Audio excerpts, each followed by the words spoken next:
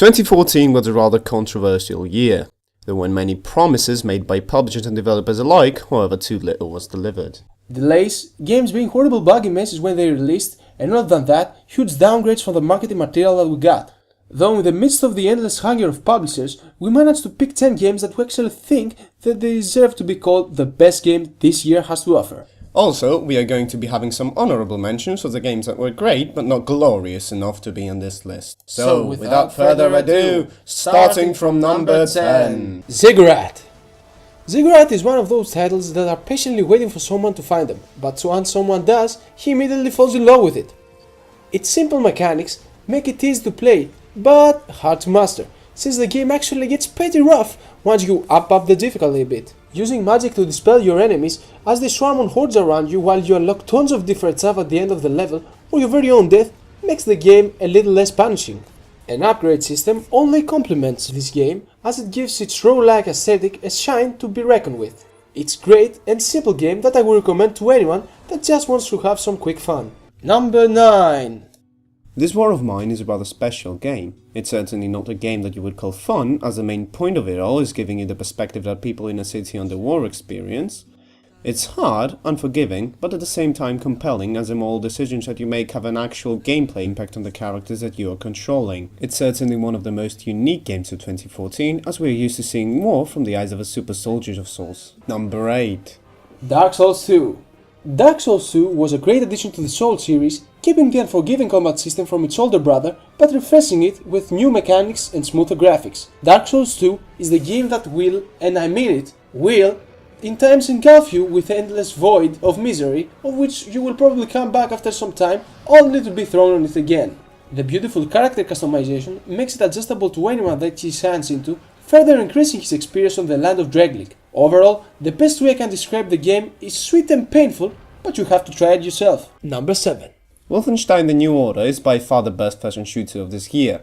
The gunplay is solid, and while the overall gameplay is stupid, the story is really good. The visuals are okay as well. It has a fair amount of openish levels that you can create your own path, go run and gun and stealth. However, run and gun is by far better, as the stealth is a bit broken, but hey. The perk system in the game keeps the combat fresh and updates how you work your way through your enemies. It was a pleasant surprise, as well as a game that, thankfully without a multiplayer mode, makes it more than worth the money it asks for. Number 6. Fistful of Frags! This is probably an unexpected title, especially so far up the ladder. Why, you may ask?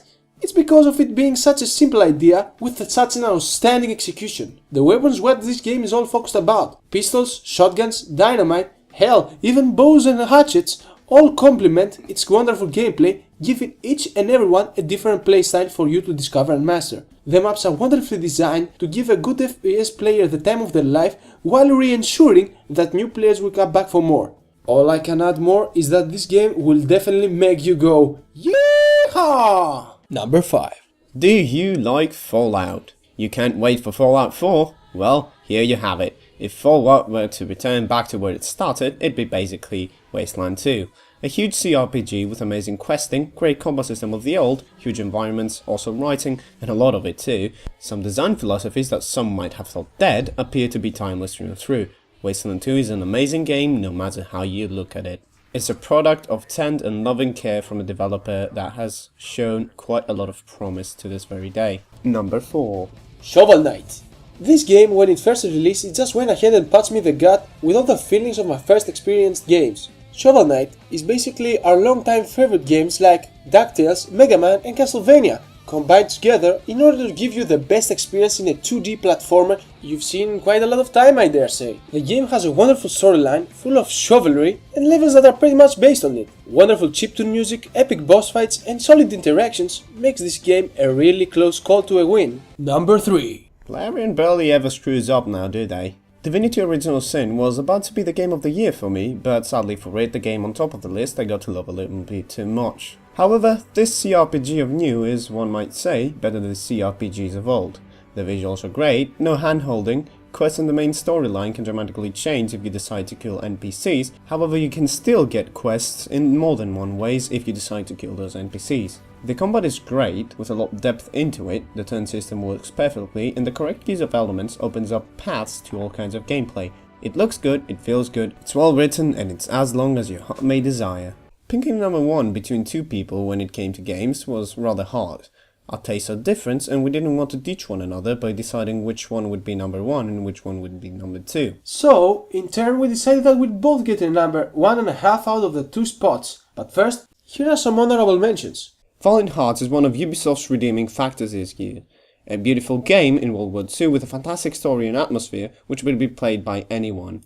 Smite. Smite is the MOBA of the year because it has great development rate and is quite more interactive than the rest of its competitors. Child of Light is a gorgeous fairy tale with a great aesthetic and anticlimactic rhymes that somehow annoy the crap out of me. It's easy, but the journey feels really enjoyable. Loadout. This game is chaos incarnated. Creating weapons from a humongous amount of parts never gets old, and so does blowing your enemy to bits with cluster rockets. Lords of the Fallen. Well, Dark Souls 2 wasn't that good this year, and this decided to come along. Dark Souls clone, with better visuals, damped down combat, easier bosses, however more interesting, and also a terrible PC port that looks gorgeous, but crashes every 2 seconds. Ruse. Ruse is a godlike game, and I literally mean it. You are basically God, controlling titans that shape the earth, and so you must bloom it with life. Or not. It's your call. Place 1.5. Endless Legend. Oh my god, this game. This game just blew my brains right off. Endless Legend is the game child me always asked for Santa. A virtual fantasy board game. And that's exactly that. Many factions to choose from and play, each one with its own characteristics and backstory. A greatly polished landscape that contains everything from magical trees to pixie forests. A huge selection of customization makes this game top-notch, not only for the 4X genre, but for the world of gaming. The brain-melting strategy aspect of this game makes it that everything you do counts, and the opportunity to choose how you want to lead your faction makes it more and more interesting every moment you keep playing. Endless Legend is one of those games that you have to try at least once in your life, and believe me, you'll never regret it. Place 1.5. Oh god, Supergiant, you've did it again. After I fell in love with Bastion and thought, you know what, no game will ever make me feel like that, have such an amazing soundtrack and be accompanied with really good gameplay. As it stands, Transistor makes to do all that and some. The amazing voice acting this time is more personal than it used to be. The atmosphere and the aesthetic design of the game in this empty world somehow managed to win you over and fall in love with it every time you actually play it.